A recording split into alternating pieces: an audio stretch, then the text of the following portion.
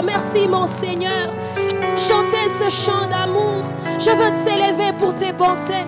Je veux t'élever pour ta grâce. Je veux t'élever parce que toi tu t'es manifesté. Parce que toi tu t'es levé en rédempteur. Parce que toi tu t'es en consolateur. Oui Jésus, nous voulons t'élever. Nous voulons t'élever Jésus. Ici ton peuple Seigneur t'élever. Ici ton peuple veut t'adorer Yahweh. Pour ce que tu es, reçois l'adoration. Oh Shanda Marabakani Nalisa. Seigneur Jésus, Jésus. Je veux chanter un chant d'amour pour mon Sauveur, pour toi Jésus, si pour ce que tu as fait, tu es si précieux, Jésus mon Sauveur. Oh, je peux chanter. Oui, est-ce que nous pouvons murmurer ce chant? Dire Seigneur, c'est à toi que j'élève ma voix. C'est toi mon sauveur, c'est toi mon libérateur, c'est toi mon consolateur, c'est toi qui pourvois à tout Jésus. Oh, oh, merci. Oui, merci, merci, merci, merci. Oui Jésus, tu es si précieux. Oui, tu es précieux. Jésus mon sauveur. Oh, je veux chanter. Oui, Seigneur, mon cœur chante, mon âme chante, Seigneur. Seigneur, c'est le soupir de mon âme. Jésus, pour toi j'ai. Oui, je veux dire merci ce matin. Merci pour ce que tu as fait. Je veux te rendre gloire, Seigneur. Oui, je veux te célébrer, te dire que tu es précieux. Jésus, mon sauveur.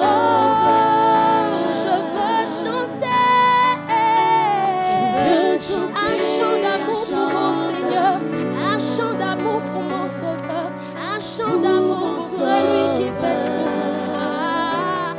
Pour toi Jésus, je veux dire merci, je suis reconnaissant. Merci pour ce que tu as fait. Tu es si précieux, tu es si précieux. Oui, plus que l'or, plus que l'argent, Seigneur. Oui, plus que, Seigneur, la pierre la plus précieuse. Oui, Jésus, plus que l'émeraude, plus que l'onyx. Oh, Shatamarabakanissate. Oui, Seigneur, tu es précieux. Oui, Seigneur, ce matin, nous voulons t'élever. Nous voulons te dire merci. Oui, nous comptons tes bienfaits, Jésus. Nous te voyons faire de grandes choses. Oui, est-ce qu'il y a quelqu'un qui peut dire, Jésus, je te rends grâce. Je te rends grâce, Seigneur, parce que ce qui était faible aujourd'hui, par ta grâce, devient fort. Oui, Jésus, nous voulons t'élever. Oh, je veux chanter. Je veux chanter, oui, un chant d'amour pour mon Sauveur. Pour mon Sauveur. Pour toi, Jésus. Pour toi, Jésus. Oui, merci que tu as fait. Merci pour ce que Jésus, tu en as tellement fait. Tu es si précieux. Tu es si précieux. Oui, mon Jésus. Jésus, mon Sauveur. Oh, je suis heureux. Je suis heureux. Tu m'as donné ton nom. Tu m'as donné ta vie. Tu m'as donné ton secours. Je ne veux pas être ailleurs. Oh, le secours de l'homme n'est que vanité, Seigneur. Oh, je suis heureux. Oh, Jésus, tu m'as donné ton nom. Je ne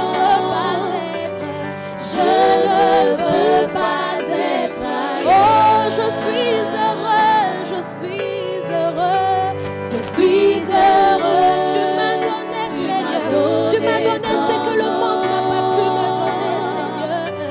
Je ne veux pas être ailleurs. Oh, que dans tes bras, que dans tes bras.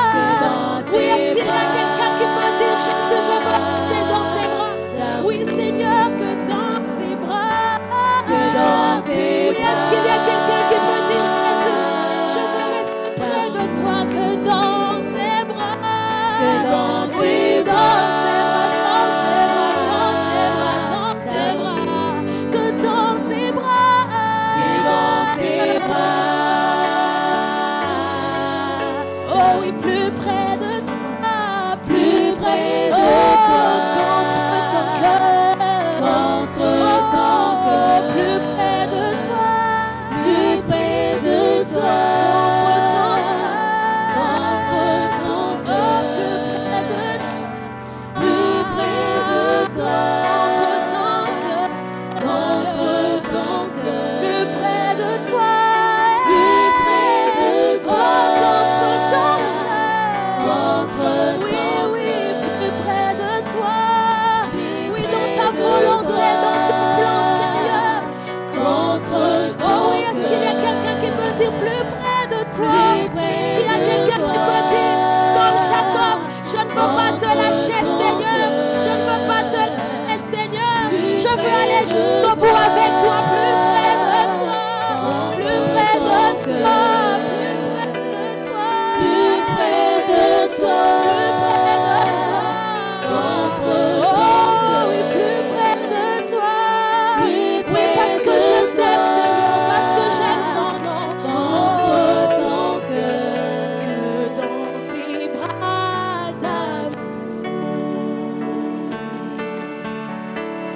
combien j'aime. Oh Jésus, tu es merveilleux. Combien j'aime ton nom. Combien j'aime ton nom. j'aime ton nom. Jésus, Jésus, Jésus, tu es merveilleux, tu es merveilleux. Bien, Oh, j'aime ton nom. oui, est-ce qu'il y a quelqu'un qui peut dire Jésus, j'aime ton nom?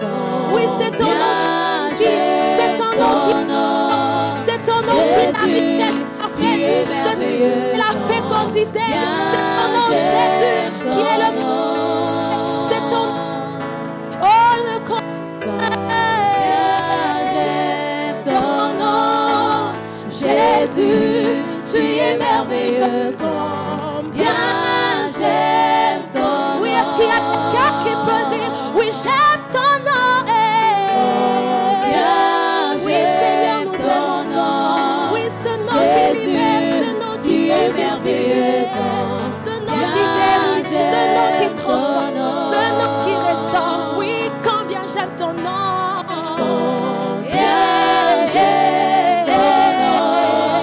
Jésus, tu es merveilleux, combien j'aime ton nom. Oui, est-ce qu'il y a quelqu'un qui peut dire Seigneur, j'aime ton nom? Est-ce qu'il y a quelqu'un qui peut dire Jésus, lorsque je suis dans la vallée de l'ombre de la mort, je ne crains aucun mal parce que tu es là? Est-ce qu'il y a quelqu'un qui peut dire Jésus, lorsque je vois impossibilité, je sais Jésus, c'est possible. Oh Jésus, Jésus, Jésus, Jésus. Lorsque je vois le noir, je sais que Jésus est lumière. Est-ce qu'il y a quelqu'un qui dit Jésus devant cette situation? C'est ton nom que j'aime. Oui, parce que toi, tu as reçu le nom au-dessus de tous les noms, afin que tout genou fléchisse. Oui, Jésus, Jésus, nous voulons t'élever. Nous voulons élever ton nom, le nom puissant, les noms qui brisent les chaînes. Oui, Jésus, Jésus, Jésus, Jésus. Oui, est-ce que nous pouvons dire Jésus, Jésus, Jésus? Je crie Jésus. Lorsque j'ai des mots, lorsque mes larmes ont pris ma force, j'écris Jésus et j'ai le sourire. Jésus, Jésus, Jésus, Jésus, Jésus, Jésus, Jésus, Jésus, Jésus. J'aime ton nom. Oui, combien j'aime ton nom. Jésus, tu es merveilleux. Combien j'aime ton nom. Jésus, oui, j'aime ton nom, ton nom. Oui, ce nom qui brise les chaînes. Jésus, tu es merveilleux. Combien j'aime ton nom. Le nom de brise les chaînes, le nom de Jésus guérit les malades, le nom de Jésus, le nom de Jésus, le nom de Jésus brise les chaînes, le nom de Jésus guérit les malades, le nom de Jésus. Oh yes, est-ce qu'on peut le chanter? Le nom de Jésus, le nom de Jésus, le nom de Jésus. Oh oui, ce nom qui brise les chaînes, le nom de Jésus guérit les malades, le nom de Jésus, le nom de Jésus, le nom de Jésus, oh, le nom de Jésus, le nom de Jésus brise les chaînes, le nom de Jésus guérit les malades, le nom de Jésus, le nom de Jésus, le nom de Jésus, le nom de Jésus, le nom de Jésus, brise le chêne, le nom de Jésus, guéris les malades, le nom de Jésus, le nom de Jésus, le nom de Jésus. Est-ce que nous pouvons le chanter?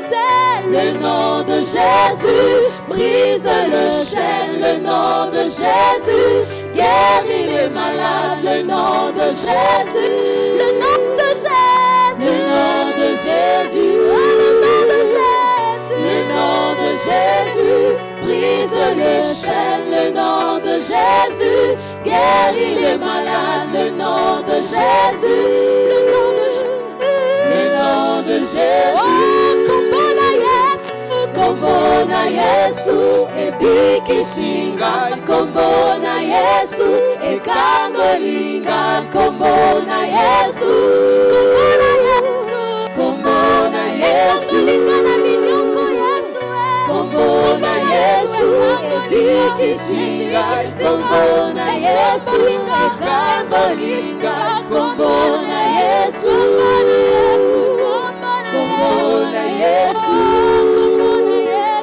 Kombona Yesu, ebikisinga, kombona Yesu, ekangolinga, kombona Yesu, kombona Yesu, kombona Yesu, kombona Yesu, kombona Yesu, ebikisinga, kombona Yesu, ekangolinga, kombona Yesu,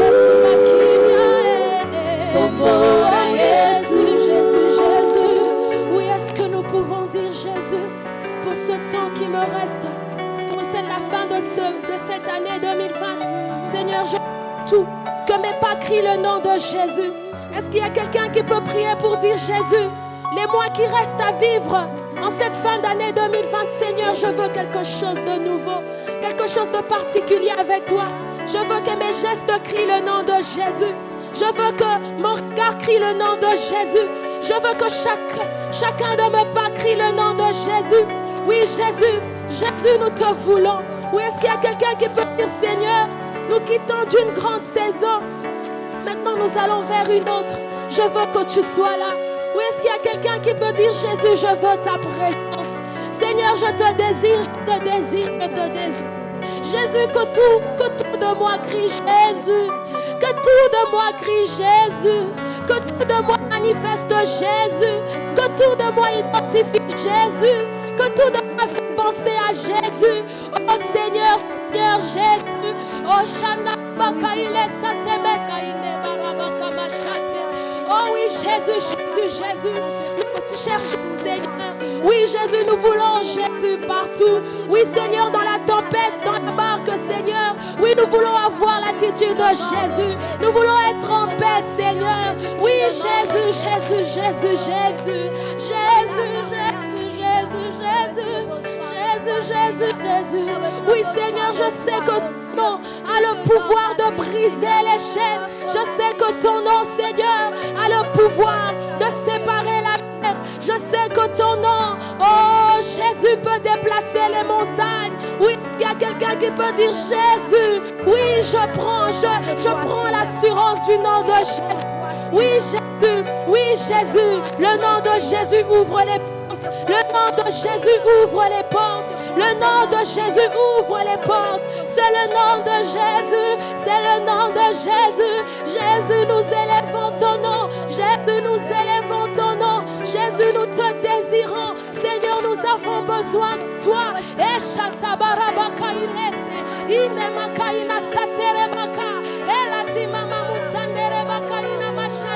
Jésus, Jésus, Jésus, Jésus, Jésus. Oui, c'est Jésus. C'est le nom de Jésus. Le nom de Jésus qui nous donne le pouvoir de dominer. Oh, Kaïne Santa, le péché. Oh, Jésus, Jésus, Jésus. Nous te désirons, Seigneur. Jésus, Jésus, Jésus. Oui, est-ce qu'il y a quelqu'un qui peut pleurer? Est-ce qu'il y a quelqu'un qui peut soupirer? Est-ce qu'il y a quelqu'un qui peut ouvrir son cœur et dire Jésus, pas un pas sans toi. Jésus, pas un pas sans toi. Je te désire, je je te désire. Tu es mon désir. Tu es mon désir. Seigneur, je te cherche. Seigneur, je te veux. Seigneur, je te cherche. Jésus, je te veux. Pour cette situation, je m'appuie sur toi. Je m'appuie sur toi. Je m'appuie sur le nom de Jésus. Je m'appuie sur la personne de Jésus. Je m'appuie sur Jésus, mon Jésus, mon Jésus. Oh, Shatabarabakaïla Sate. Seigneur, tu entends les voix monter à toi. Jésus, tu entends les voix monter à toi. C'est toi qui t'es consolé. Qui s'est donné la paix. Oui, nous comptons sur ta faveur. Oui, nous comptons sur ta faveur. Oui, Jésus, c'est ta faveur qui nous emmène de 0 à 100. C'est ta faveur qui nous emmène, Jésus, d'invisible à visible. C'est ta faveur qui nous emmène d'impossible à possible. C'est ta faveur qui nous emmène de sécheresse à fécondité. C'est ta faveur, Jésus. Oh, Ranamakaina Chate, Inebarabakaine Mamoshata. Jésus, nous te désirons. Jésus, nous te désirons. Jésus, nous te désirons. Jésus.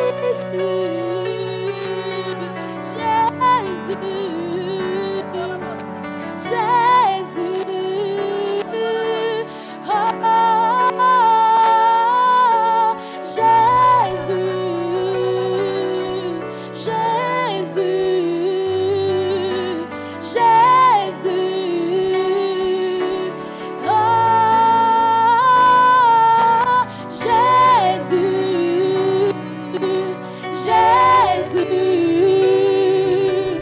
Jésus.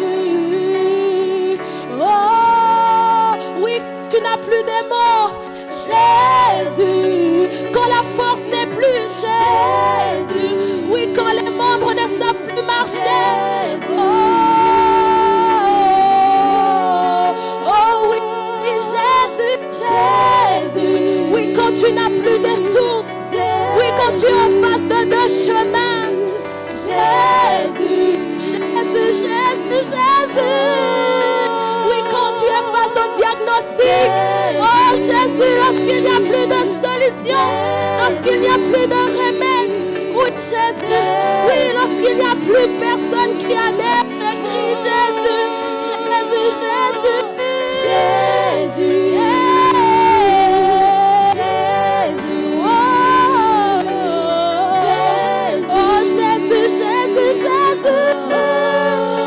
Je ne vois plus rien devant moi. Jésus. Oui, lorsque tout semble insignifiant. Lorsque dans ma tête tout est confus. Jésus, Jésus, Jésus. Oui, Jésus. Jésus. Jésus. Jésus. Jésus. Jésus. Oui, Jésus.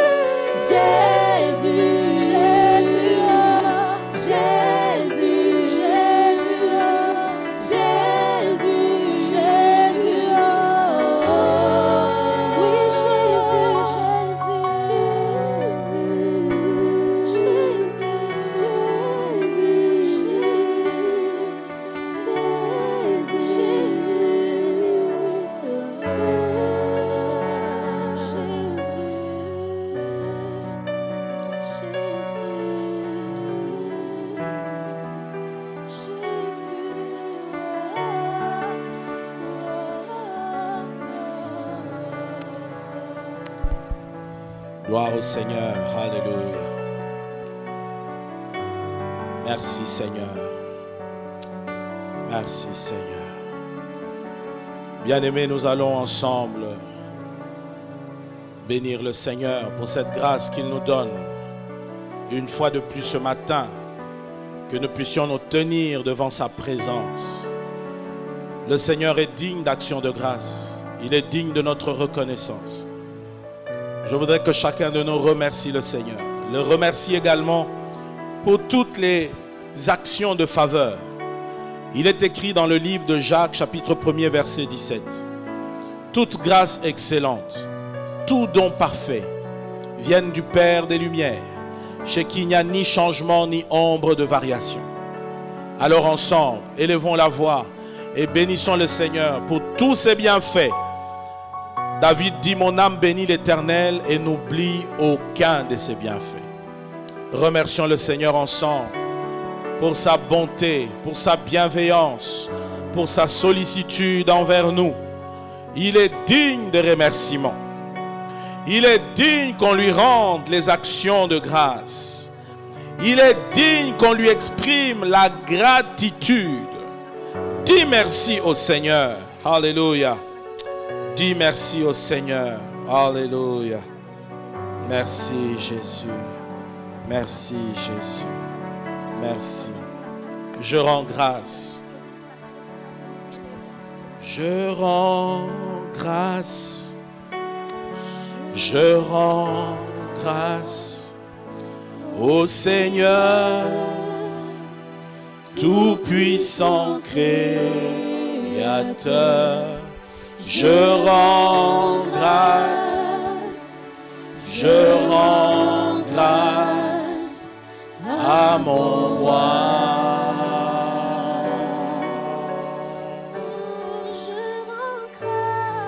Je rends grâce, je rends grâce au Seigneur, tout-puissant Créateur.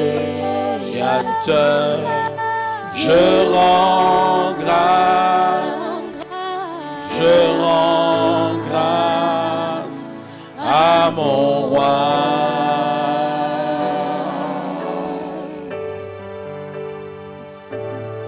Nous rendons grâce, Seigneur. Nous te disons merci. Ta bonté envers nous est grande. Ta fidélité envers nous est immense. Ô Seigneur, reçois notre gratitude ce matin. Reçois nos actions de grâce ce matin. Nous venons te dire merci. Merci pour tout ce que tu fais. Merci pour la vie. Merci pour la santé. Merci pour la paix, la joie. Merci pour le bonheur que tu nous donnes de vivre. Merci Seigneur pour chaque jour qui passe.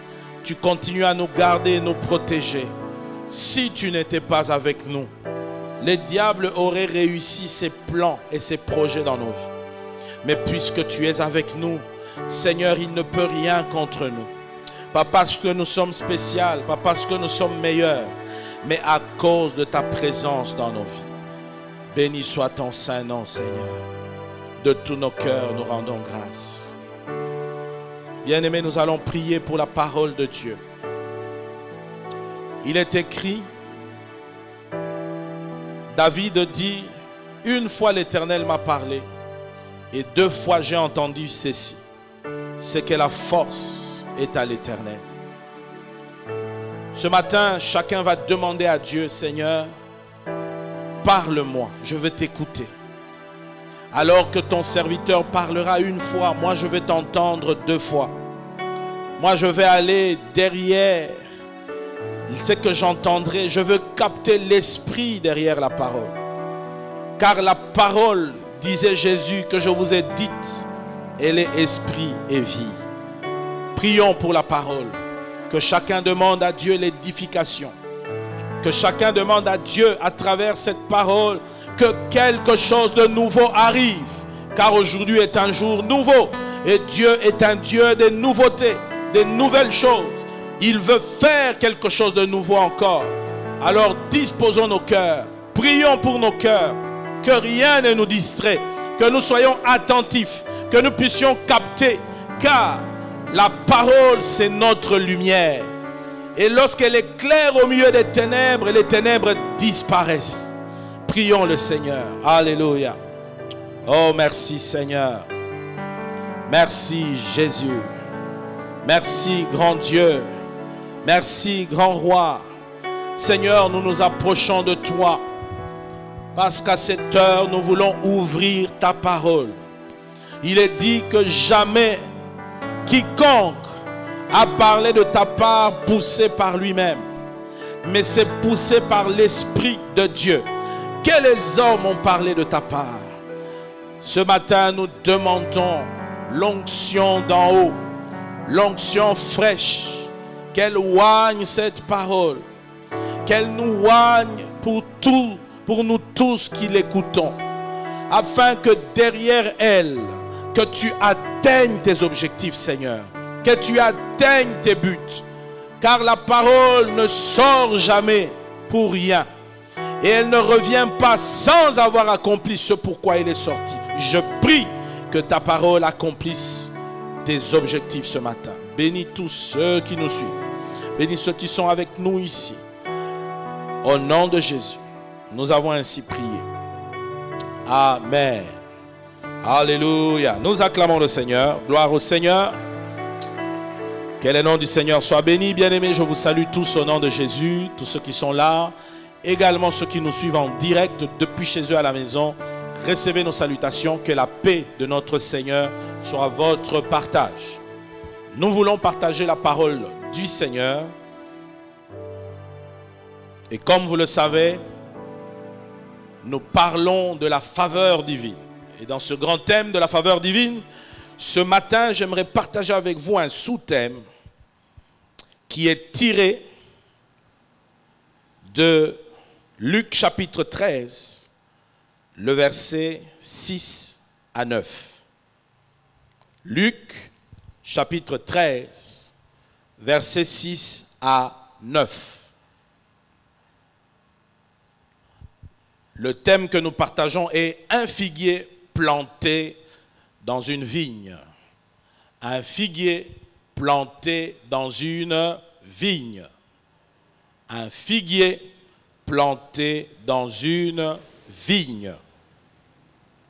Luc 13, 6 à 9, nous lisons. Luc chapitre 13, 6 à 9. Il est écrit ceci.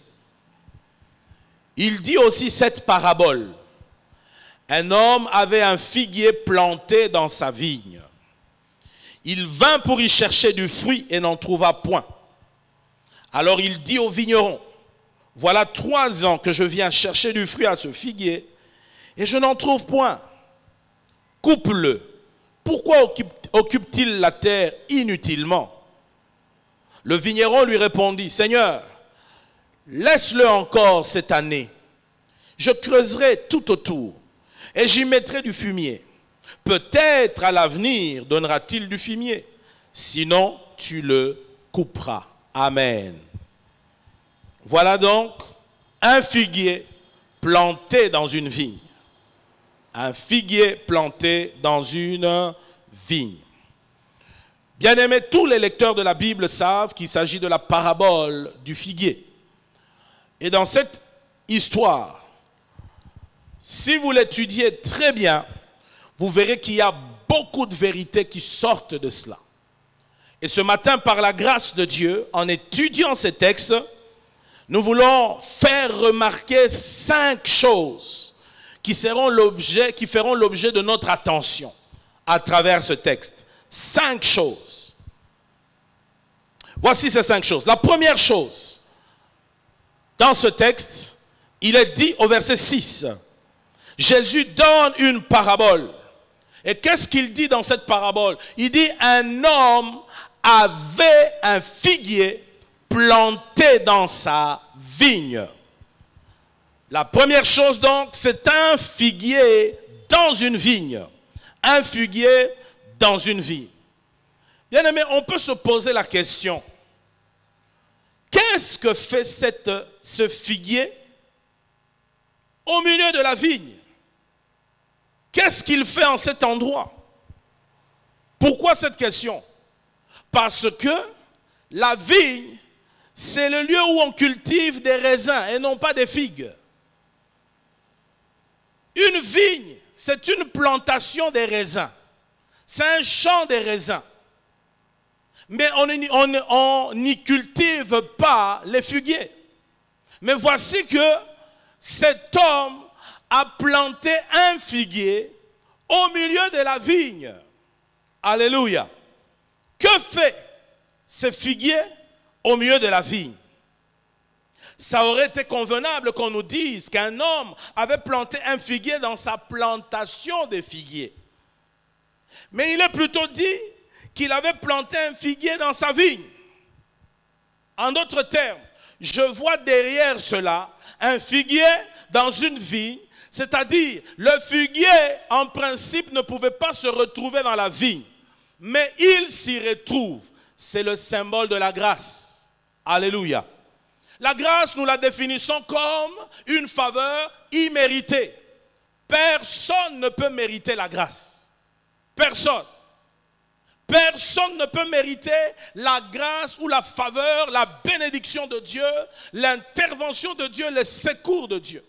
Dans la notion de la grâce, il y a l'absence de tout mérite personnel. Et regardez ici, il s'agit d'une vigne où on y retrouve des raisins, mais voilà qu'un figuier se retrouve parmi les vignes. Il n'est pas là parce qu'il l'a voulu, mais il est là parce qu'il a été planté au milieu de la vigne. Quelqu'un peut dire amen. Ainsi, bien-aimé, ceci est le symbole de la grâce. Dieu t'a fait grâce en te plaçant là où tu ne le méritais pas. Dieu t'a fait grâce en te donnant ce que tu ne méritais pas. Tu as ce bon poste alors qu'en réalité tu ne le mérites pas. Tu as cette famille bonne et heureuse alors que tu ne le méritais pas. Il y a d'autres plus qualifiés que toi qui n'ont pas ce que tu as. Tu dois réaliser que c'est la grâce de Dieu. Tu as la grâce d'avoir ce bon mari alors que tu ne le méritais pas. Tu as la grâce d'avoir cette bonne épouse alors que tu ne le méritais pas. Tu as la grâce d'avoir des enfants alors que tu ne le méritais pas. Tu as la grâce d'avoir un compte en banque garni alors qu'en réalité, tu n'as pas de grands diplômes dans la vie. Ceci est le produit de la grâce. C'est la grâce. En es-tu conscient? En es-tu conscient? Je le disais tout à l'heure dans la prière, dans Jacques chapitre 1er, le verset 17. La Bible dit, toute grâce excellente, tout don parfait, viennent du Père des Lumières, chez qui il n'y a ni changement, ni ombre de variation. En d'autres termes, toutes les bonnes grâces, toutes les bonnes choses qui nous arrivent dans la vie ne sont pas le produit du hasard, mais c'est le produit de la grâce de Dieu. C'est Dieu qui t'a fait grâce. C'est pourquoi, lorsque tu es conscient de cela, tu célébreras le Seigneur pour cela. Tu auras une attitude envers Dieu différente. Tu auras une attitude d'adoration, de révérence, car tu sais que ce que tu as, tu ne l'as pas mérité. Mais c'est le produit de la faveur de Dieu, bien-aimé. Et du reste, nous devons être conscients de cela. Il n'y a rien de ce que nous avons qui a été peut-être le produit de nos efforts, qui semble être quelque chose qui représente un mérite.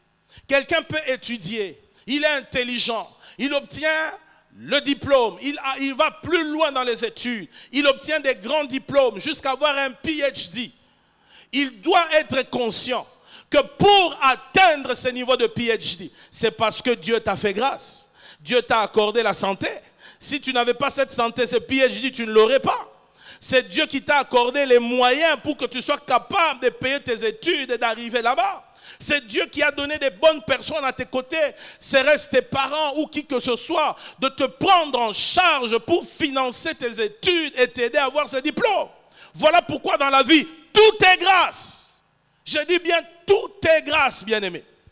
Car, quelles que soient les performances des hommes sur la terre, tout ce qu'ils obtiennent, c'est parce que quelque part, Dieu les a aidés.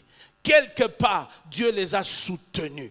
Et quand nous sommes conscients de cela, nous devons célébrer le Seigneur. Alléluia. Voilà pourquoi tout au long de cette période, nous sommes en train de parler de la faveur divine. La faveur, cette grâce imméritée que Dieu nous accorde en Jésus-Christ, qui est le partage de tout ce qui lui appartient. Il fait même grâce des fois à ceux-là qui ne sont pas en Christ. Par exemple, la Bible nous dit, il fait lever le soleil et pour les méchants et pour les bons. Il fait tomber la pluie et pour les méchants et pour les bons. Savez-vous les avantages qu'il y a à avoir du soleil? Le soleil nous apporte la lumière. Le soleil nous apporte des rayons ultraviolets. Des rayons qui tuent les microbes, qui permettent et assainissent la vie sur terre. sans ces rayons-là, nous serons complètement infectés. Alléluia. Et on ne tiendra pas. Savez-vous les bénéfices qu'apporte la pluie? La pluie arrose la terre. La pluie permet aux arbres de pouvoir croître, aux plantes de croître. La pluie apporte beaucoup de bonnes choses. Grâce à elle, il y a beaucoup de lieux qui sont rafraîchis sur la terre. Tout est grâce dans la vie. Tout est grâce. Même quand tu manges, tu dois être conscient que c'est la grâce de Dieu. Ah, la grâce de Dieu en quoi? Moi, c'est depuis des générations dans notre famille qu'on a de l'argent. En quoi c'est la grâce? Manger un petit bout de pain le matin au petit déjeuner, c'est la grâce? Oui, c'est Dieu qui fait fonctionner ton estomac. Si Dieu n'était pas avec toi, il y a des gens pour manger, il faut la prière. Il y a des gens pour manger, il faut une intercession. Tout est grâce. Quelqu'un peut dire amen. Encore amen. Tout est grâce. En es-tu conscient? Tu dois réaliser la grâce de Dieu. Donc cette vigne qui se retrouve plantée, ce figuier, j'allais dire, qui se retrouve planté dans une vigne, c'est la grâce de Dieu. C'est la grâce de Dieu. La deuxième chose que nous voyons ici dans ce texte, c'est le propriétaire du figuier qui vient chercher du fruit auprès du figuier. Il vient chercher le fruit. Le propriétaire du figuier vient chercher le fruit. Écoutez ce qui est écrit. Toujours dans notre texte de Luc 13. La Bible déclare, il dit ceci lui-même. Au verset 6, on dit un homme avait un figuier planté dans sa vie. Il vint pour y chercher du fruit et n'en trouva point. Il vint pour chercher du fruit et n'en trouva point. Ce figuier, ce propriétaire de ce figuier et même de cette vigne représente Dieu. Et Dieu attend de chacun de nous du fruit. Dieu attend de chacun de nous du fruit. Il t'a fait grâce d'être là où tu ne méritais pas. Il ne l'a pas fait en vain. Le Proverbe chapitre 16 verset 4 déclare, il a fait toutes choses pour un but. Si Dieu t'a fait grâce, c'est parce que Dieu a un but. Si Dieu t'a fait grâce, c'est parce que Dieu poursuit quelque chose. Et quel est ce but? C'est que tu portes du fruit. Alléluia. Que tu portes du fruit. C'est-à-dire en d'autres termes, que nous soyons productifs. Car il ne nous a pas fait grâce pour rien. Il a tout fait pour un but. Ainsi, porter du fruit, peut-être porter du fruit peut se réaliser dans plusieurs choses. Par exemple, le premier domaine dans lequel nous devons porter du fruit, c'est à travers la repentance et la conversion. C'est-à-dire, tout celui qui reçoit la parole de Dieu sur cette terre, qui qu'il soit, doit produire le fruit de la conversion, du changement de vie. Car Jean-Baptiste disait, déjà la cognée est à la racine des arbres. Tout arbre qui ne porte pas de fruit sera coupé et jeté dans le feu. Alléluia. Toi qui me regardes, tu n'as pas encore donné ta vie à Christ. Après tant de messages que tu écoutes, tant de prédications que tu reçois, tu t'endurcis dans le mal. Tu continues à t'endurcir dans le péché. Tu continues à aller loin de la face de Dieu. Dieu attend de toi. Il t'a placé sur cette terre pour que tu fasses la plus grande des rencontres sur la terre. C'est la rencontre avec Jésus-Christ. Jésus-Christ qui est mort pour toi et qui a donné sa vie pour toi. Sans cela, sache que même si tu réussis dans tous les domaines de la vie, sache que si tu manques Dieu, tu as échoué totalement. Alléluia. Nous pouvons porter du fruit aussi par rapport au caractère chrétien. Caractère chrétien. Jean-Baptiste disait dans Matthieu 3 au verset 8, produisez du fruit digne de la repentance. Du fruit digne de la repentance. Une autre version, français courant dit, faites donc des bonnes actions pour montrer que vous avez changé de vie. Faites donc des bonnes actions pour montrer que vous avez changé de vie. C'est ce que signifie produisez du fruit digne de la repentance. Ça veut dire quoi? Ça veut dire ici qu'il faut absolument manifester le caractère de Christ. Produire ce que nous appelons le fruit de l'esprit. Quelqu'un qui a reçu Jésus-Christ dans sa vie ne peut pas rester inerte. Avant Jésus ne peut pas être égal à après Jésus. Quand on a reçu Jésus dans sa vie, on devient une nouvelle créature. Et à partir de ce moment, on commence à produire du fruit, c'est-à-dire le caractère de Christ. En d'autres termes, le caractère de Christ, c'est mener une vie de sanctification. Une vie de sanctification dans tous les aspects de sa vie. À toi, enfant de Dieu, qui t'es converti, qui a donné ta vie à Jésus, qui sert Dieu ou autre, sache-le, ce que Dieu attend de toi, c'est que tu produises du fruit, que tu manifestes les caractères de Christ en toi. Dieu ne t'a pas fait grâce de le connaître, d'être en Christ, de le servir pour rien. Ce qu'il attend de toi, c'est le fruit, des fruits dignes de ta repentance, des actes et des actions qui prouvent que tu es un repenti, tu es un homme changé, tu es un homme converti. Mais que voyons-nous aujourd'hui? Nous ne voyons pas. On a beaucoup de chrétiens, soi-disant, beaucoup d'enfants de Dieu, soi-disant, mais beaucoup sont loin de Dieu, ne manifestent pas du tout le fruit de l'esprit. Vous voyez des gens qui sont tout le temps à l'église, des gens qui prient soi-disant, des gens qui vont tout le temps à la montagne, mais dont le caractère de Christ n'est pas retrouvé. C'est eux qui se battent, qui se querellent, qui s'insultent. C'est eux toujours, soi-disant, les grands prieurs sur la montagne, qui vivent dans l'adultère, qui vivent dans la fornication, alors qu'ils se déclarent appartenir à Dieu. Non, la chrétienté, c'est d'abord le caractère de Christ. Tu ne peux pas te dire être chrétien si tu ne reproduis pas la vie de Jésus. Imiter Jésus, marcher comme Jésus, c'est même le but de la vie chrétienne. Alléluia. Nous devons lui ressembler. C'est cela la maturité. Dieu attend de toi le fruit de la maturité. Le fruit digne de la repentance. Porter du fruit, c'est aussi gagner des âmes. À travers l'évangélisation, un enfant de Dieu doit être productif. Le Seigneur a semé Jésus pour t'avoir. Maintenant qu'il t'a eu, toi aussi tu dois te semer pour gagner les autres. Alléluia. Jésus a dit, si le grain de blé qui tombe en terre ne meurt, il ne peut produire. Mais s'il meurt, il produira beaucoup de fruits. En d'autres termes, nous devons connaître la mort à soi-même. La mort à soi-même signifie mourir par rapport à nos intérêts, mourir par rapport à nos agendas personnels et prioriser l'intérêt de Dieu. Mais il y a beaucoup de chrétiens qui sont en Christ mais qui ne sont pas morts. Ils tiennent encore à leur dignité. Moi, aller parler aux gens comme ça dans la rue, mais non, on me prendra pour un maboule. Moi, pour moi, aller parler aux gens comme ça. Non, non, non, je tiens à ma dignité. Je ne peux pas quand même paraître un zinzin devant les gens. Mais Paul a dit, je n'ai point honte de l'évangile, car c'est la puissance de Dieu pour le salut de quiconque croit. Il dit, si je prêche l'évangile, ce n'est pas pour moi un sujet de gloire, mais la nécessité m'est imposée. Et malheur à moi si je ne prêche pas. Alléluia. Tout enfant de Dieu doit être productif. Enfant de Dieu qui me suit. Quelle âme as-tu déjà gagné? On a des gens qui ont 10 ans dans la foi. Il n'a jamais amené ne fût-ce qu'une personne à Christ. Il n'y a personne dans ce monde qui peut se réclamer être converti à partir de toi. Ce n'est pas normal. Je dis ce n'est pas normal. Christ t'a acquis pour que toi aussi tu ailles. Que tu sois son disciple pour aller faire d'autres disciples. C'est ça aussi porter du fruit. Alléluia. Porter du fruit, c'est aussi l'amour et les bonnes actions que nous sommes appelés à poser à l'endroit de notre prochain. C'est cela aussi porter du fruit. Manifester de l'amour et les bonnes actions autour de nous. C'est cela aussi porter du fruit. Aujourd'hui dans l'église, il n'y a plus d'amour. Les chrétiens ne s'aiment pas entre eux, mais se font la guerre. On a perdu cette qualité. Et l'amour est devenu l'un des plus grands défis parmi les chrétiens. Parce qu'on a acquis tout.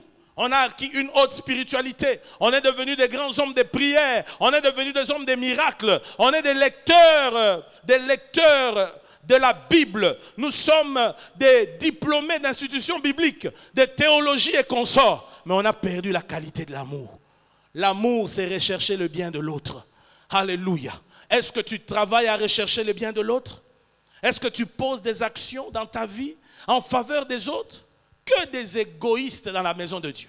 Mais écoutez-les même dans les prières. Seigneur, ma vie, ma famille, ma femme, mes enfants, Seigneur, mon travail, Seigneur,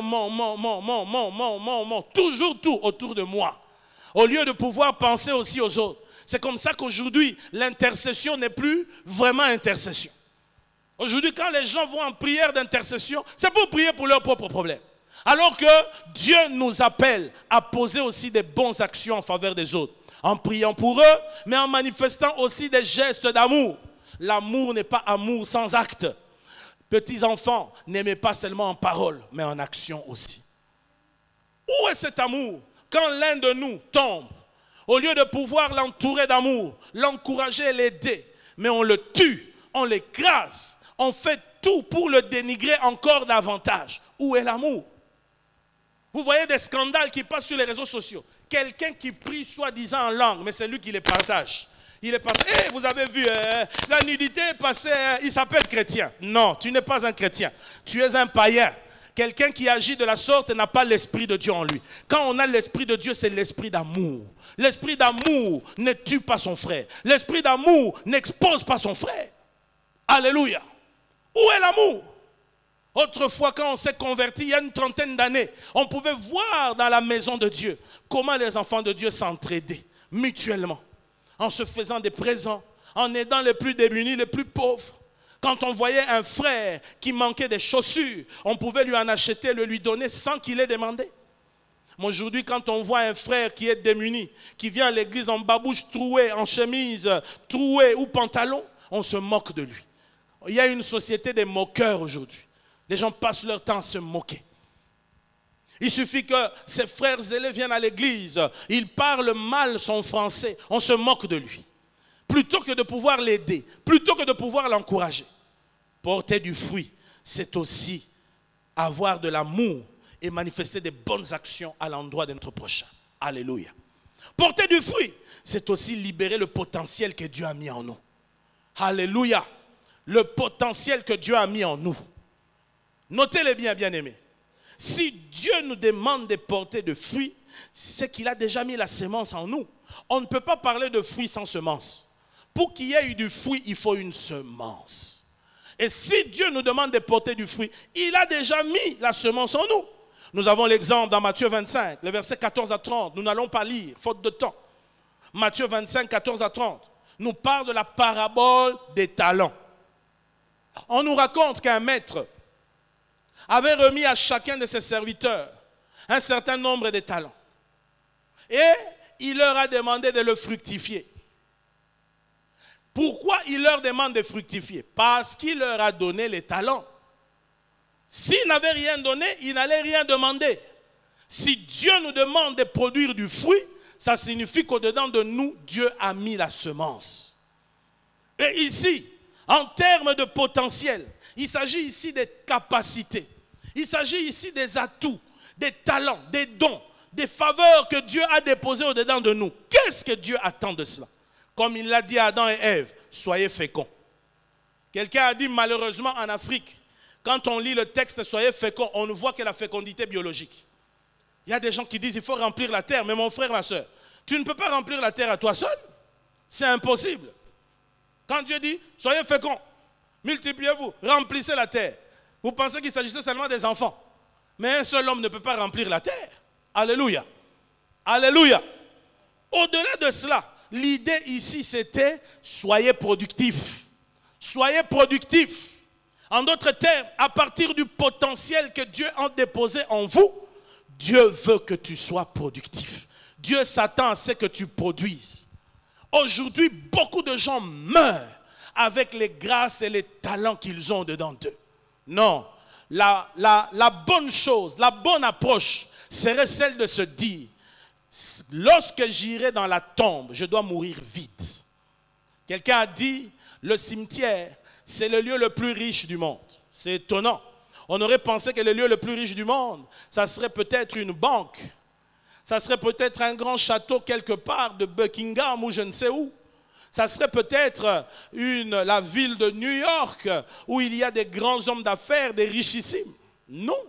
Le lieu le plus riche du monde, c'est le cimetière. Pourquoi? Parce que là, quand vous y allez, vous allez y trouver beaucoup de livres qui auraient dû être écrits, qui ne sont pas écrits, qui sont partis avec celui qui est décédé. Il y a beaucoup de chansons qui auraient dû être chantées, mais qui sont morts avec le soi-disant chanteur. Il y a beaucoup d'entreprises qui devaient être créées, mais qui sont mortes avec celui-là qui est décédé. En chacun de nous, Dieu a placé un talent. Dieu a placé un potentiel. Il n'y a pas un seul être humain sur cette terre qui n'a pas de potentiel. Il n'y en a pas. Tout homme a reçu quelque chose. Il y a un domaine de la vie où tu as été habilité. Il y a un domaine de la vie où tu as des capacités.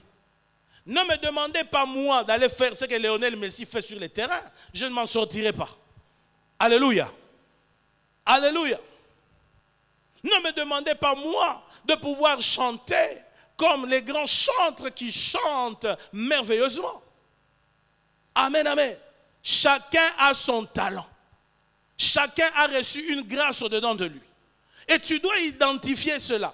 Et fructifier cela et produire. Pourquoi? Ton Créateur attend du fruit. Vous imaginez? Essayez un moment de vous imaginer.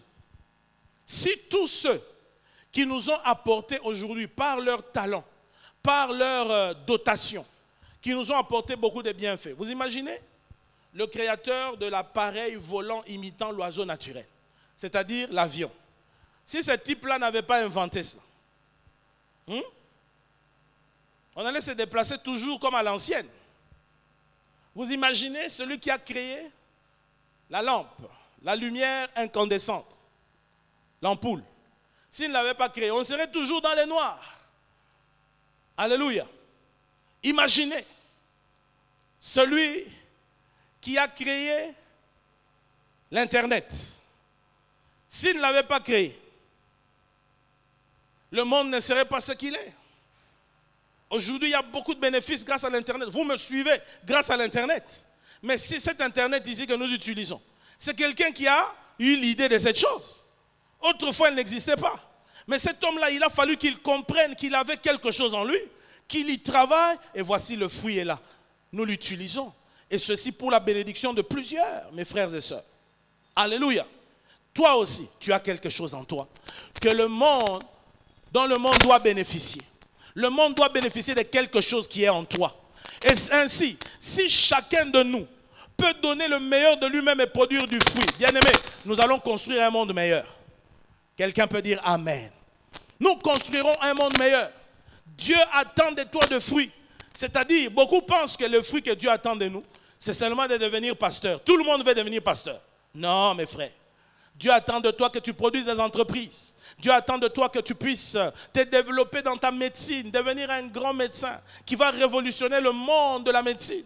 Dieu attend de toi que tu sois un super physicien qui va révolutionner le domaine de la physique ou encore de la chimie ou des différents domaines qui existent dans ce monde. Vous savez, il y a des gens dans la vie, quand vous le regardez, vous voyez le potentiel qu'il y a en eux. Et grâce à ce potentiel, ils sont aujourd'hui une source de bénédiction. Il y a des hommes comme Nelson Mandela. Qui peut nier que cet homme a été une grande source de bénédiction pour que l'Afrique du Sud soit ce qu'elle est aujourd'hui? Qui peut le nier? Il y a des hommes qui sont des vrais dons de Dieu à cette humanité. Mais ce que vous ne savez pas, c'est que chacun de vous est un don de Dieu à cette humanité. Chacun de vous a reçu quelque chose qu'il doit donner dans cette humanité. Mais voici, on développe une nature d'indolent. On est là à se dire, les circonstances ne les permettent pas, les pays ne les permettent pas. La plupart de ces gens qui ont eu à libérer leur potentiel, ils ont libéré ce potentiel dans des conditions les plus défavorables qu'ils sont. N'attendez pas qu'il y ait toutes les conditions réunies pour libérer le potentiel. Alléluia. Tu y as quelque chose, bien-aimé. Il y a en toi quelque chose. Tu dois produire du fruit. Dieu ne fait jamais rien pour rien. Tout ce qu'il fait, c'est pour un but. Je l'ai toujours dit et je le répète. Même quand il vient tenir la chair, si Dieu vient mettre sa main ici, nous on peut venir là, vous voyez des gens qui causent, ils sont là autour de la chair et puis ils s'appuient pour rien. Il n'est pas invalide, il n'est rien, mais il touche. Mais quand Dieu touche, c'est pour un objectif. Dieu ne peut pas permettre que quelqu'un comme toi et moi soyons nés, soyons conçus dans les ventres de notre mère, tissés, formés, nés, grandis et devenir ce que nous sommes pour rien. Non, c'est impossible. Il y a quelque chose que tu dois produire. Alléluia. Il y a quelque chose que tu dois produire. Le propriétaire du figuier est venu chercher le fruit. Tu es comme ce figuier. Et Dieu s'attend à ce que tu lui apportes un fruit. Une autre chose que nous voyons ici, la troisième chose, c'est la stérilité du figuier. Il vient auprès du figuier. Qu'est-ce qu'il remarque? La Bible dit, il est écrit ceci.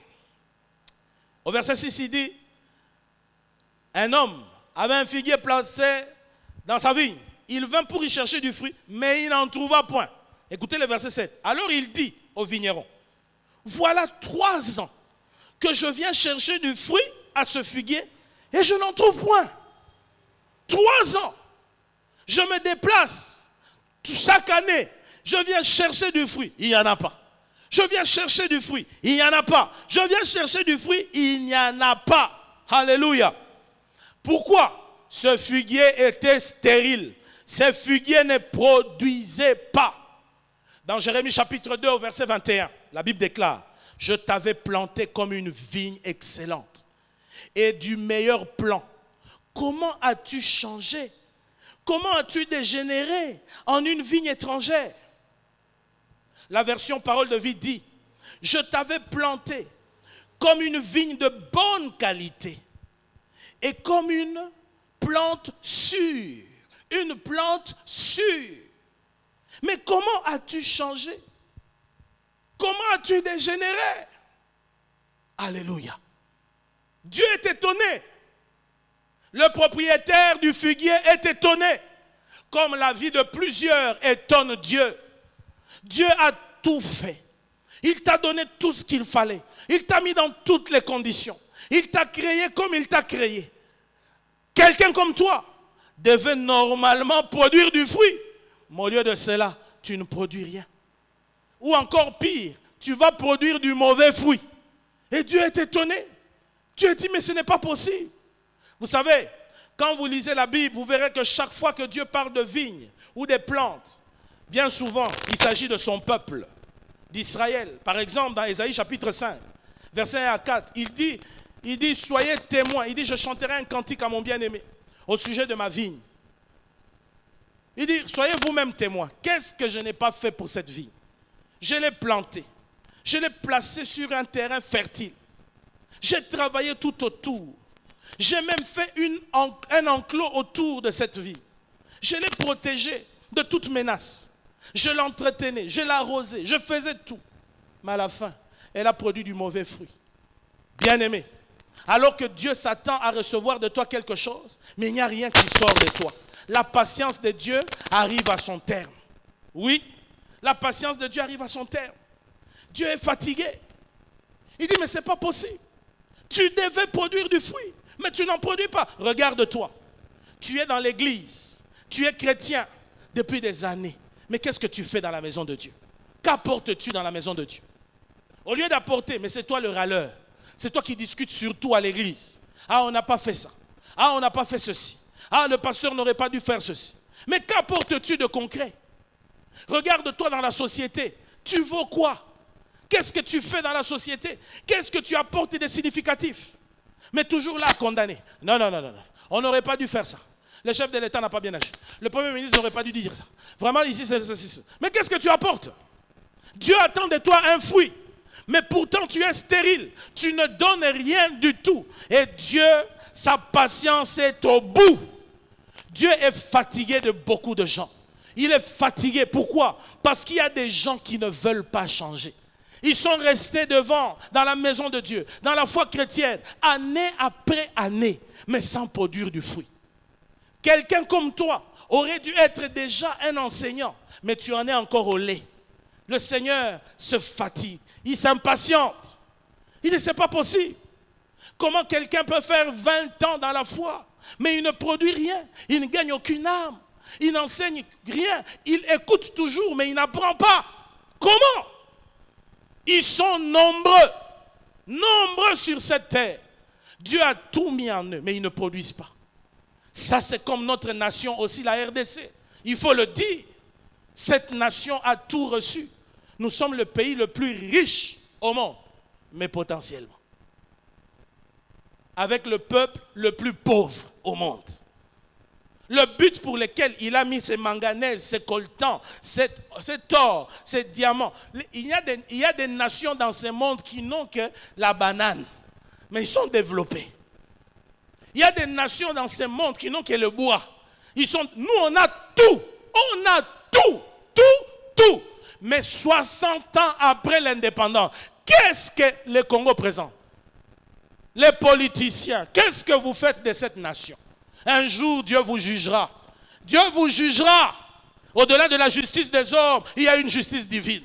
Vous vous tiendrez devant le Seigneur vous dira, j'ai permis que tu accèdes à tel poste, que tu sois ceci. Qu'en as-tu fait?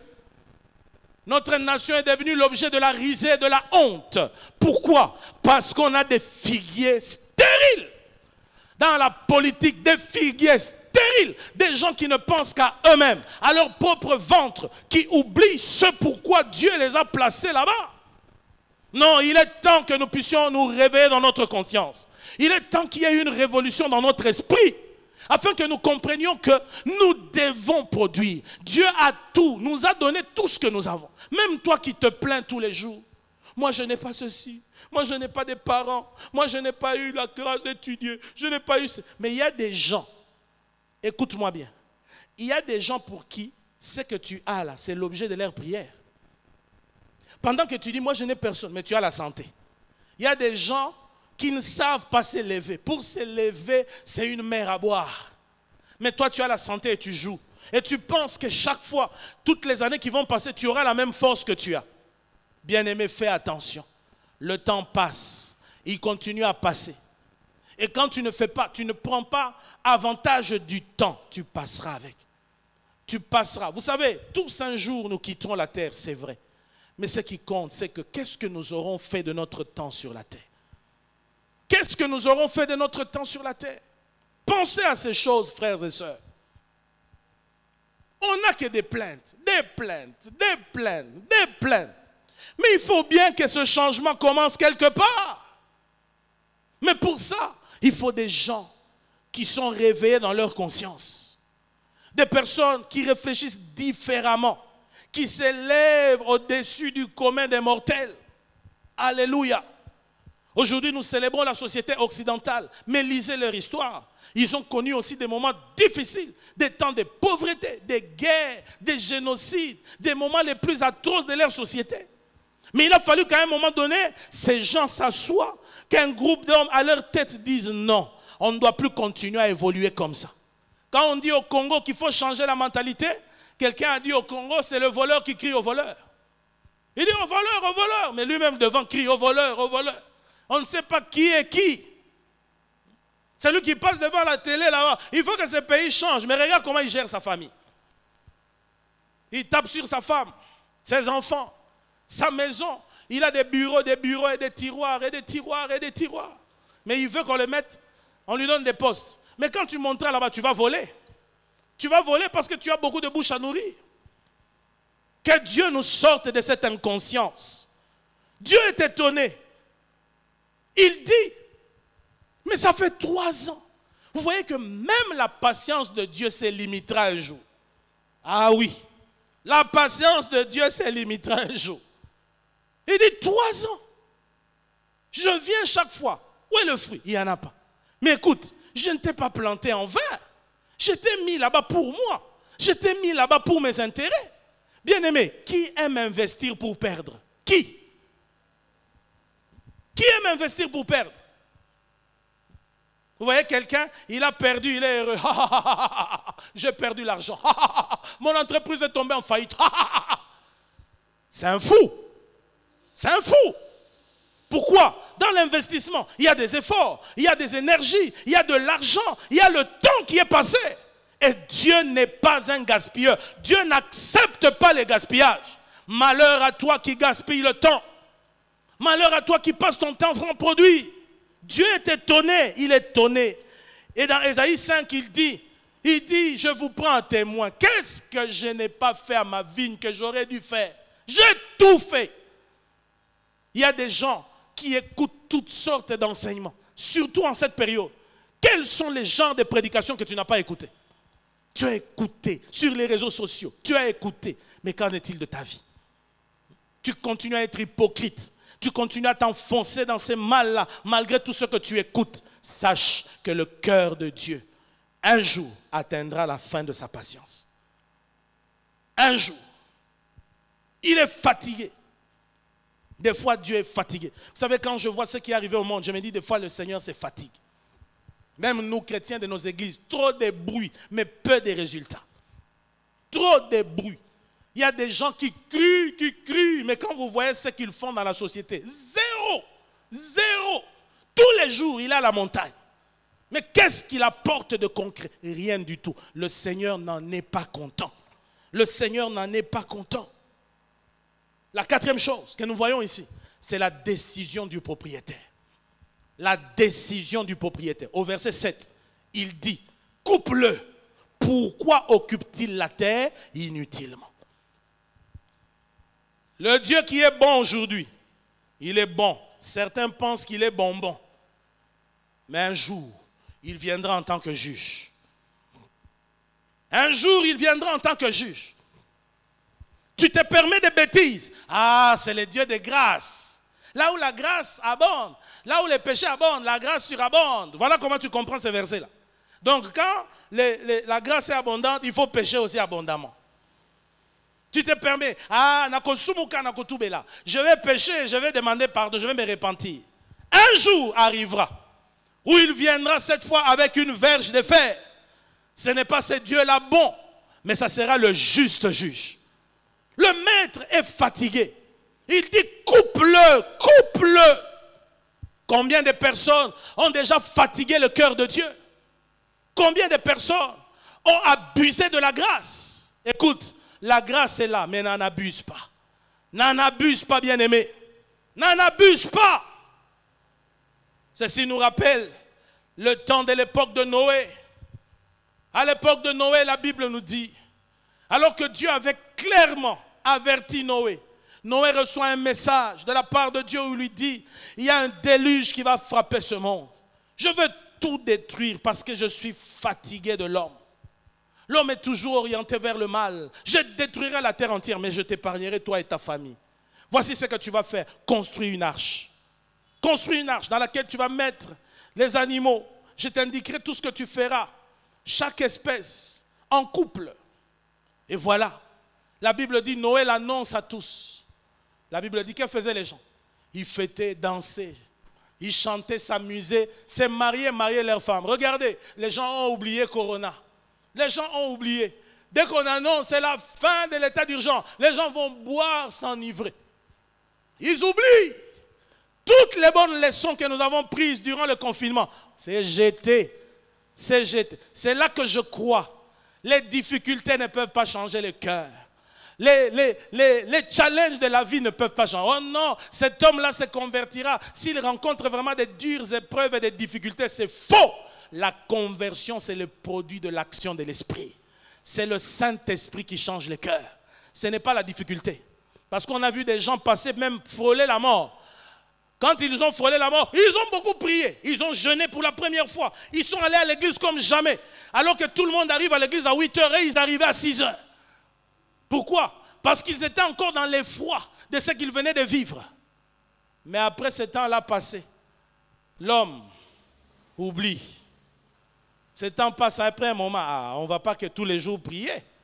Mais il y a aussi des jours où on peut se reposer. Après tout, il n'est pas dit que tout le temps, c'est seulement Dieu, Dieu. Non, pourquoi il nous a placés dans le monde? Alors là, on commence à avoir des excuses. Et puis après, on va aller tester un petit verre à côté. Et puis demain, on ne vient plus. Après, on oublie. Quand on nous raconte, non frère, c'était une fièvre, mais c'était passé. Dieu nous comprend, Dieu nous comprend. Il dit, coupe-le. Pourquoi occupe-t-il la terre inutilement? Écoute-moi, cette terre, c'est un projet de Dieu, un programme de Dieu. Dieu n'a pas de temps à perdre. Dieu n'a pas de temps à gaspiller. Dieu n'aime pas le péché de l'inutilité. Il n'aime pas qu'il vous ait placé quelque part, vous ne produisez pas et vous continuez à les rester. Non, non. C'est lui le garant de tous les principes du monde. Un jour, il stoppera. Un jour, il arrêtera. Et c'est comme ça que Noé a passé son temps à annoncer. Mais les gens ne l'écoutaient pas. Comme les gens ne nous écoutent pas. Quand nous leur disons que ce monde court à sa perdition, que ce monde nous amène tout droit vers un jugement, les gens n'écoutent pas. Laissez-moi vivre. Laissez-moi vivre. Je dois croquer la vie encore dans ma jeunesse. Et à l'époque de Noé, c'était ainsi. Ils vivaient dans l'inconscience, ils faisaient tout. Mais pendant ce temps, eux pensaient que la vie ne dépendait que d'eux. Vous savez, quelquefois dans la vie, nous croyons que la vie, c'est notre environnement. C'est tout ce qui est à portée de notre vue. Nous croyons que la vie, c'est ici. Mais pendant que nous perdons le temps, ailleurs, il y a des gens qui bossent dur. Il y a des gens qui travaillent dur. Il y a des gens qui se forment, qui se surforment. Ils s'entraînent, ils apprennent des choses, ils créent des choses, ils inventent, ils activent le potentiel que Dieu a mis en eux. Mais pendant ce temps, nous, on est dans les aventures. Nous, on passe des journées vides. On passe du temps sans rien faire.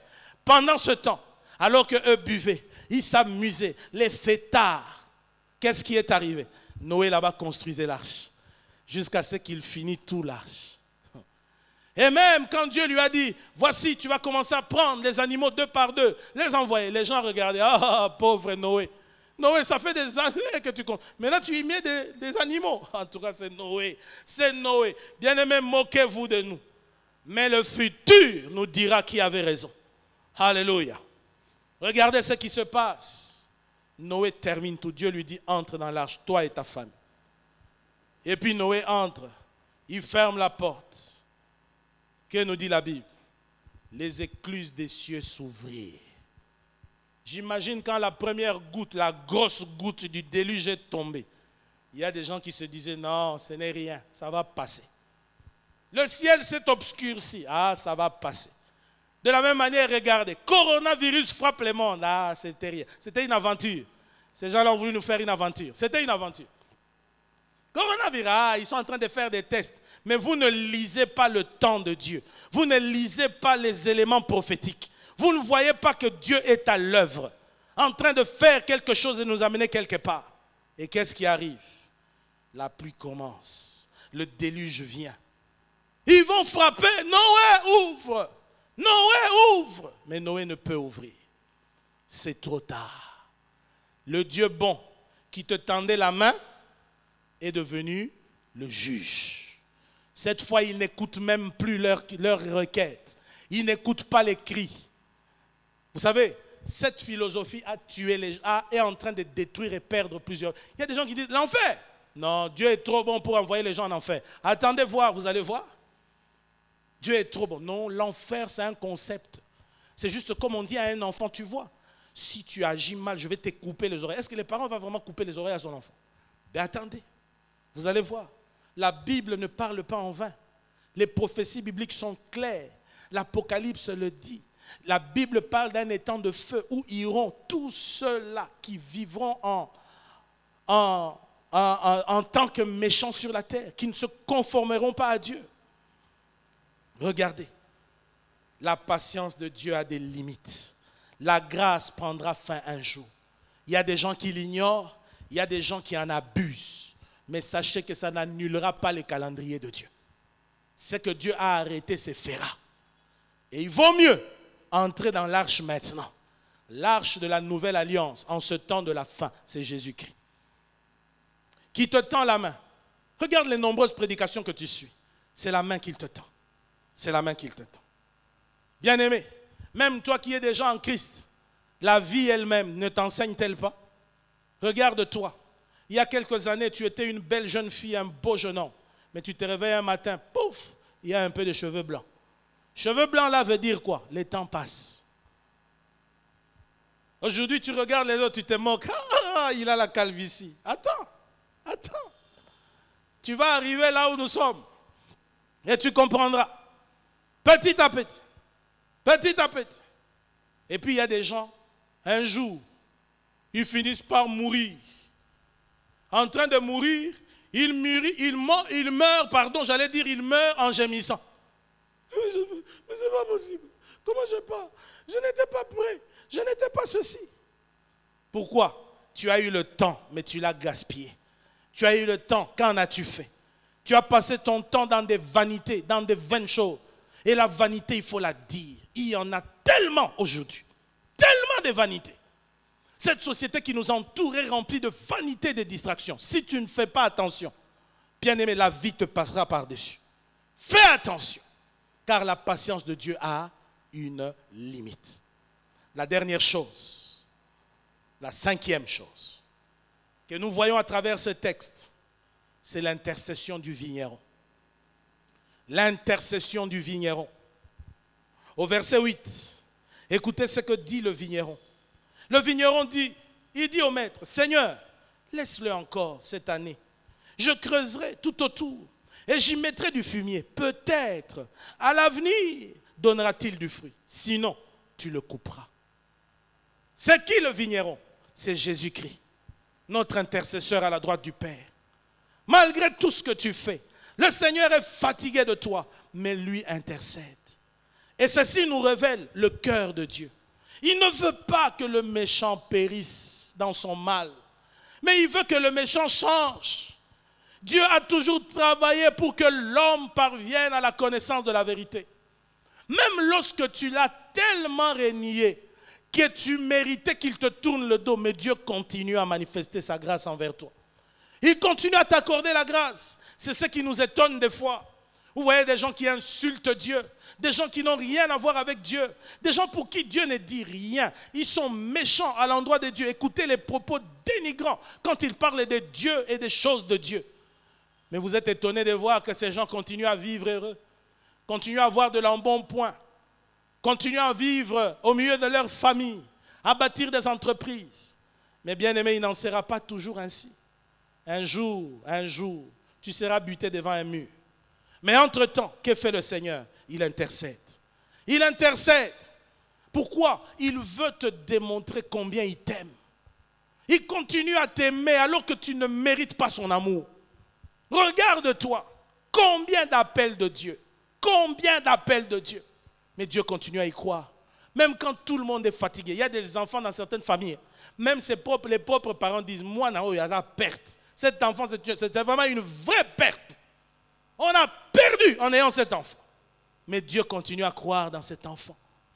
Il dit, je vais travailler, je vais mettre du fumier, je vais creuser tout autour, j'enlèverai les mauvaises herbes, je ferai tout ce qu'il faut.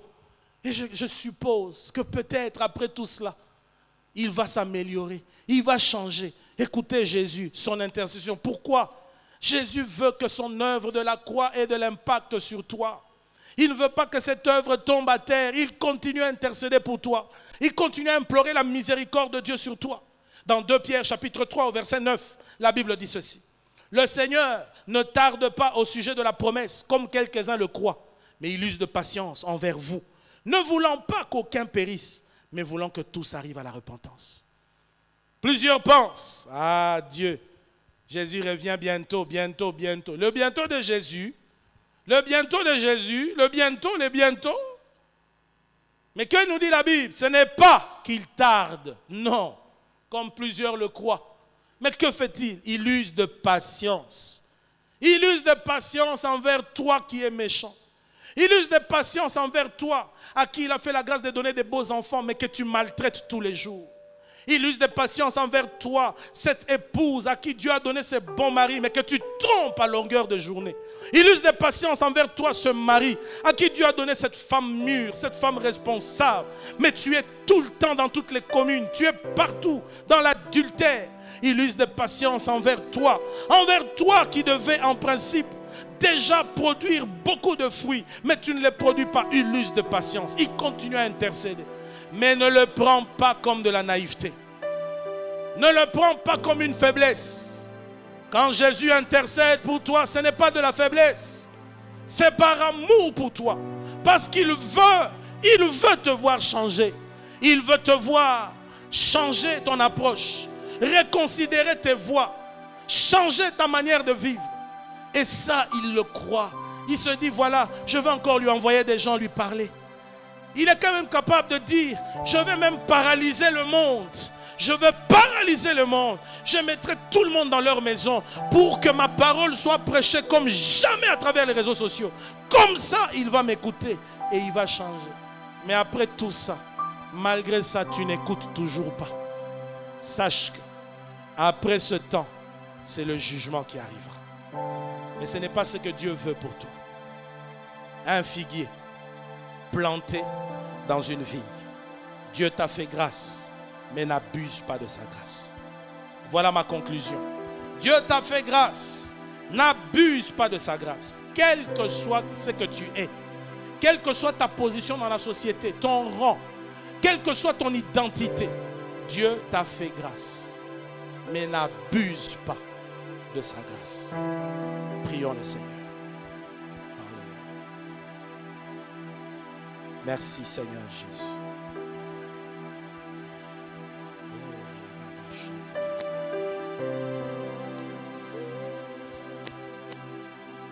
Bien-aimé, répands-toi, répands-toi avant qu'il ne soit trop tard. Le Seigneur t'a longtemps appelé, répands-toi. Toi qui as tué le temps, toi qui as abusé des potentiels que Dieu t'a donnés, repens-toi, repens-toi, l'heure est à la repentance.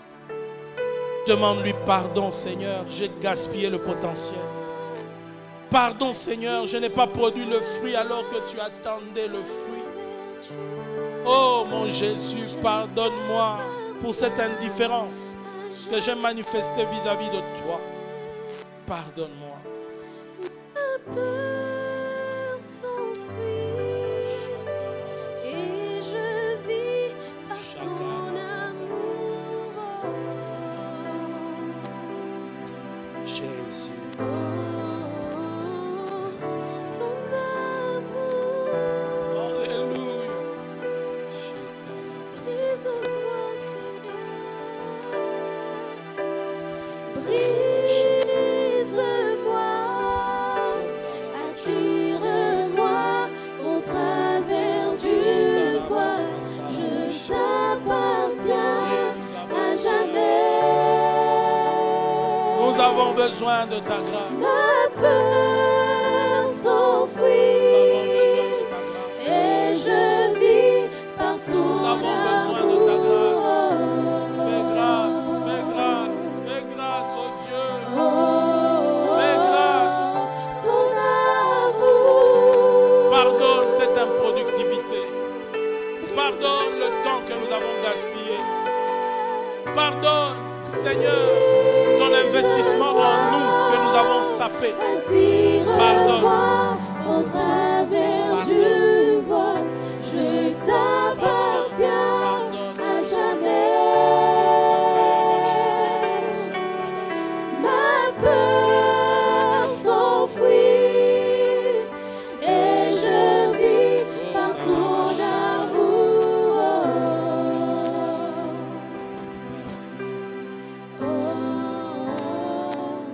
Ton amour. Père, nous prions pour tous ceux qui nous ont suivis, pour tous ceux qui sont ici ce matin. Seigneur mon Dieu, ces choses sont tellement sérieuses, tellement sérieuses. Malheureusement, nombreux ont acquis l'habitude de prendre à la légère les choses sacrées. Et nous continuons dans cette indifférence. Nous continuons à saper ta grâce, saper ton investissement en nous. Pardonne, je te prie, pardonne. Accorde que le Saint-Esprit réveille les esprits. Accorde que le Saint-Esprit parle au cœur. Accorde que le Saint-Esprit puisse réveiller ne fût-ce qu'une seule personne. À travers ce que nous avons dit ce matin, tu nous as fait grâce. Mais que faisons-nous de cette grâce reçue? Comment nous comportons-nous, Seigneur? Tu attends de nous du fruit. Produire du fruit est non négociable. Produire du fruit est non négociable. Tu n'attends rien d'autre que le fruit. Parce que tu es sûr de ton investissement. Tu es sûr de ce que tu as mis en nous. Donne-nous la sagesse de saisir ces choses. Donne-nous le courage de reconnaître nos fautes, de nous humilier, de nous repentir, de nous relever et de repartir à zéro avec toi pour ne plus jamais revenir en arrière. Bénis ta parole, sanctifie-la dans nos cœurs. Au nom de Jésus, nous avons ainsi prié. Amen. Amen. Nous acclamons le Seigneur. Merci Seigneur. Merci Jésus. Nous lui rendons toute la gloire. Voilà. Nous sommes arrivés à la fin de notre culte. Nous bénissons le Seigneur pour chacun de vous qui avez pu vous connecter et nous suivre. Que le Seigneur vous bénisse abondamment. Et nous continuons nos programmes d'ici peu. Il nous reste un peu plus de 2 semaines. Le 15 août, c'est la fin de ce confinement pour les églises. Et le dimanche 16 août, nous serons rassemblés pour célébrer le Seigneur. Préparez-vous à cela, bien-aimés. Préparez-vous. Que ce temps soit pour nous encore un temps de préparation. Ne revenez pas comme vous étiez avant, mais préparez-vous pour voler vers des nouvelles dimensions, vers de nouvelles horizons. Préparez-vous à cela, parce que c'est ce que Dieu veut. Ainsi donc, nous vous encourageons entre-temps à continuer à suivre nos programmes. Il est évident qu'après, nous allons continuer avec nos programmes. Continuer, mardi, nous serons là encore pour notre culte d'enseignement. Et nous voulons aussi vous encourager, chaque 21h, à prier le Seigneur. Nous avons des bons témoignages des gens qui ont pris ce temps à cœur et ça a révolutionné leur vie de prière. Que Dieu soit béni pour cela. Mais aussi, nous vous rappelons que nos numéros sont là, nos comptes bancaires. Envoyez-nous votre contribution. Nous sommes en train de construire l'œuvre de Dieu. Vous voyez, derrière moi, notre façade est en train de changer. Tout cela, c'est parce que nous y travaillons. Ça nous demande énormément d'argent. Mais pour Jésus, rien n'est beaucoup trop cher. Nous sommes prêts à tout faire, à payer le prix. Mais pourvu que nous ayons un lieu de culte convenable afin de pouvoir l'adorer et le célébrer comme il faut. Que le Seigneur vous bénisse abondamment. Merci de nous avoir suivis. Shalom chez vous, à la maison. Merci Seigneur.